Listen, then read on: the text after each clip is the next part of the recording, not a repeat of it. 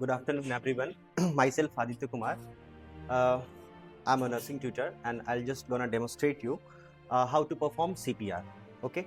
So जब हम लोग किसी पेशेंट को ऐसा पेशेंट हमको मिलेगा जो अनकॉन्शियस कंडीशन में, क्लियर, तो सबसे पहले हम उनसे जानने का कोशिश करेंगे कि आप होश में हो या नहीं हो, ठीक है। तो ऐसे पेशेंट को सबसे पहले असिस्ट करना है। सबसे पहले जाके जस्ट लाइक इनका ये पोजीशन होगा, ठीक है। तो जस्ट लाइक ये पोजीशन है उनका, तो इनको हम जाके पूछेंगे, हेलो हेलो, आप सुन पा रहे हैं, आप सुन पा रहे हैं भाई साहब, आप सुन पा रहे हैं, ठीक है। अगर कोई रिस्पांस नहीं आता है तो हमारे समझ में आ जाएगा कि ये अनरिस्पॉन्सिव पेशेंट है। तो फिर हमको जितना जल्दी से जल्दी उनको क्या परफॉर्म करना है, सीपीआर परफॉर्म करना है, ठीक है। तो सीपीआर परफॉर्म करने के लिए सबसे पहले जो इनको पोजीशन देंगे, ठीक है, दिख रहा है आपको, फ्लैट पोजीशन, सुपाइन पोजीशन हम दे दिए। अब इनके सबसे पहले हम इनको यहाँ पे असिस्ट करेंगे, ठीक है। असिस्ट करेंगे, जो भी यहाँ पे हम इनका कैरोटिड पल्स है यहाँ पे फिल करेंगे, ठीक है। फिल करके देखेंगे पल्स लो आएगा, ठीक है।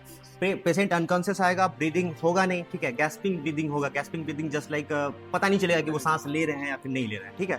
ऐसा बहुत कम, हाँ, बहुत कम पैमाने पे ये सांस लेंगे तो वो गैस्पिंग ब्रीदिंग बोलते हैं उसको। तो वो कंडीशन में यहाँ से चेक करेंगे, हाँ, यहाँ पे पल्स चेक करेंगे, फिर नहीं हुआ उसके बाद हमको सीपीआर परफॉर्म करना है, ठीक है। क्या परफॉर्म करना है? सीपीआर। तो सीपीआर जो हम देंगे वो 30:2 रेशियो में देंगे, ठीक है।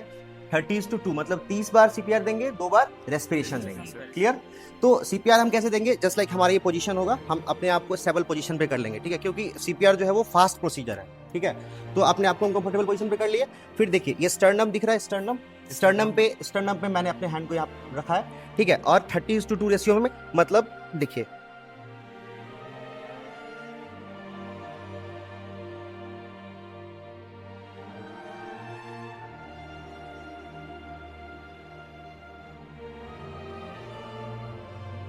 अब देखिए इनको मैं माउथ ब्रीदिंग दूंगा, ठीक है, 2 टाइम्स, ठीक है। फिर 30।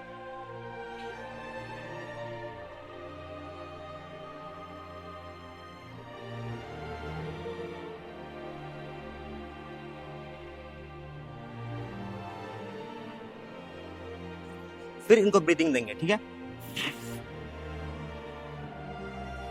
ठीक है। और फिर इस प्रोसेस को हम कंटिन्यू करते रहेंगे, ठीक है, तब तक करते रहेंगे जब तक ये पेशेंट कॉन्शियस कंडीशन में नहीं आ जाए। अल्टरनेट इसमें कोशिश ये करना है कि तब तक हम अल्टरनेट एम्बुलेंस वगैरह के लिए, उसमें तो हम कर नहीं पाएंगे, तो कोई भी अगल बगल में हमारे होगा तो उनको मैं बोलूंगा कि जल्दी से जल्दी एम्बुलेंस को आप कॉल करो, एम्बुलेंस को यहाँ बुलाओ, और तब तक हमको सीपीआर कंटिन्यूअसली परफॉर्म करते रहना है उस पेशेंट के साथ, ठीक है।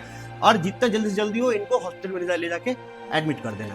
ओके, सीपीआर देने का यही तरीका है, फिर और भी किसी तरीके से दे सकते हैं? नहीं, सीपीआर देने का सिर्फ और सिर्फ यही एक तरीका है, इसके अलावा आप और अलग तरीके से सीपीआर नहीं दे सकते, ठीक है।